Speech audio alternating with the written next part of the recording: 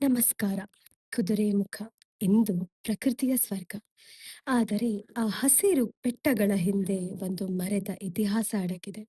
1956ರಲ್ಲಿ ಇಲ್ಲಿ ಅಪಾರ ಪ್ರಮಾಣದ ಕಬ್ಬಿಣದ ಅದಿರ ಪತ್ತೆಯಾಯಿತು.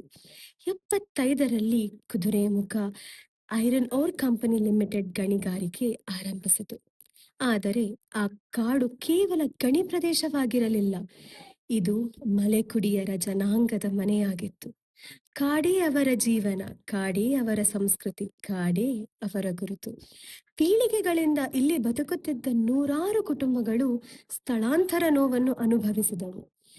87ರಲ್ಲಿ ಕುದುರೆಮುಖ ರಾಷ್ಟ್ರೀಯ ಉದ್ಯಾನವನವಾಯಿತು. ಸುಮಾರು 60 ಗ್ರಾಮಗಳು ತಮ್ಮ ನೆಲ, ತಮ್ಮ ಸಂಸ್ಕೃತಿ, ತಮ್ಮ ಬದುಕಿನ ಬೇರುಗಳನ್ನು ಕಳೆದುಕೊಂಡವು. ಲಕ್ಷ್ಯ ಅಣೆಕಟ್ಟು, ಗಣಿಗಾರಿಕೆ ಮತ್ತು ಪರಿಸರ ಹೋರಾಟಗಳ ನಡುವೆ ಮಲೆಕುಡಿಯರ ಧ್ವನಿ ನಿಧಾನವಾಗಿ ಮೌನವಾಗಿತ್ತು. ಕೊನೆಗೆ 2006ರಲ್ಲಿ ಕುದುರೆಮುಖದ ಗಣಿಗಾರಿಕೆ ಸ್ಥಗಿತಗೊಂಡಿತು. ಆದರೆ ಒಂದು ಪ್ರಶ್ನೆ ಇನ್ನೂ ಉಳಿದಿದೆ.